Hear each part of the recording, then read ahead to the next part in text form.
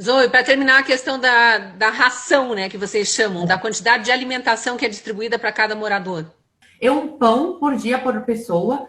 As pessoas amanhecem na fila para pegar o frango. Então, assim, às vezes você passa o dia inteiro na fila, chega a sua vez e falam, acabou o frango. Não E tem para quando você. tem? Quando tem? Qual é a quantidade? É uma coxa de frango por mês por pessoa.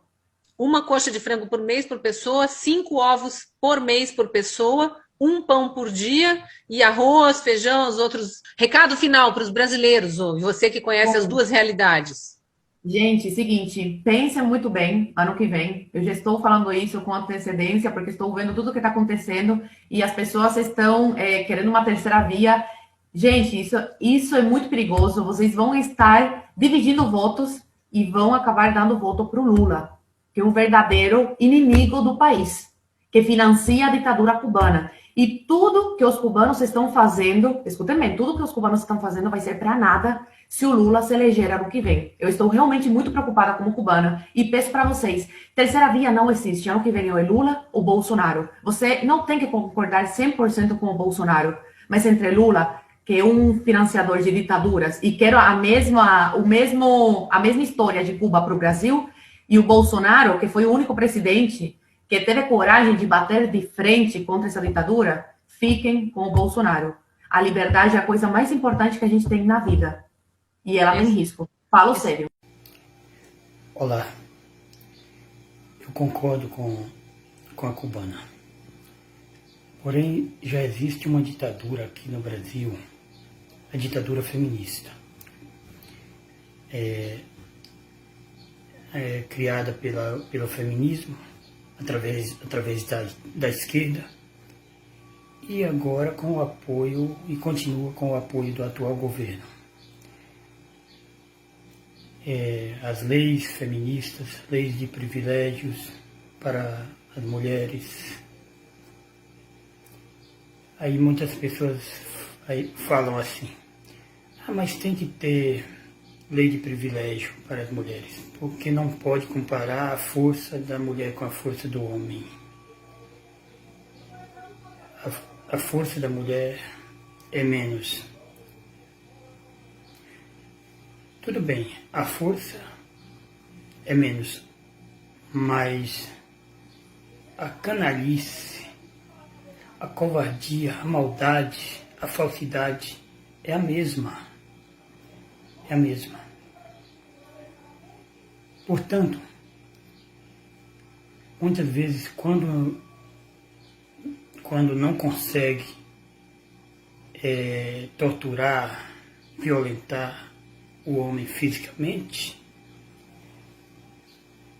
às vezes com medo de tentar e não ser bem sucedida, acontecer o contrário, fica torturando, violentando emocionalmente, psicologicamente, e muitas vezes muitas mandam os vagabundos comedores dos rabos delas violentarem, torturarem ou matarem os esposos, os namorados. Simples assim. Gostaria de falar sobre alguns fatos que justificam por que eu fico revoltada com esses projetos que tratam só das mulheres como únicas vítimas de violência. Basta os senhores irem para o Google e escreverem ali, mulheres violentas ou mães assassinas, tá? É só o senhor escrever isso daí que o senhor vai ver. Ontem, a polícia investiga a mãe após morte de criança de 3 anos encontrada desacordada em São Paulo. Notícia da Globo. Recentemente, todo mundo discutiu a morte do menino Henri Borel. Lembram disso?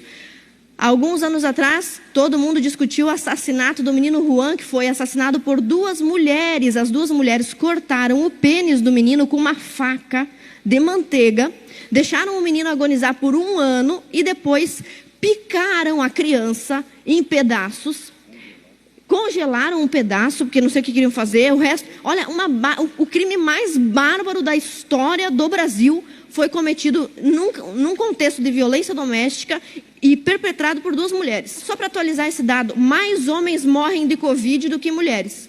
No entanto, aqui na casa existem projetos de lei com auxílio emergencial para mulheres vítimas de violência durante a pandemia. Homens constituem 80% dos moradores de rua do país.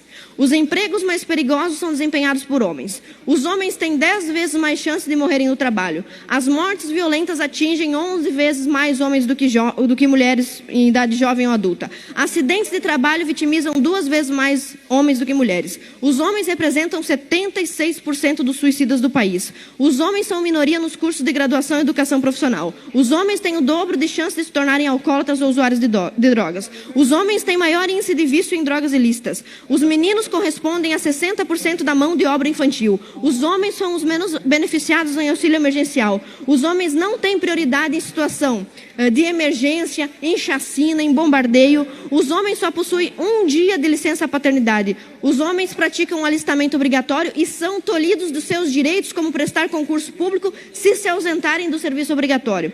Os homens constituem 95% da população carcerária. E olha, eu fiz uma lista gigante, eu não quero me alongar aqui, mas é toda hora esses projetos passando na casa, como se ser mulher fosse a pior agrura que pudesse acometer no ser humano. Quando apresenta-se um projeto de lei dizendo que a violência contra a mulher somente, eu me pergunto, os idosos não sofrem violência? As crianças não sofrem violência? Os adolescentes não sofrem violência? Os homens não sofrem violência? Por que a minha emenda, estendendo um projeto de lei que era para mulheres, a todas as pessoas, foi reprovada?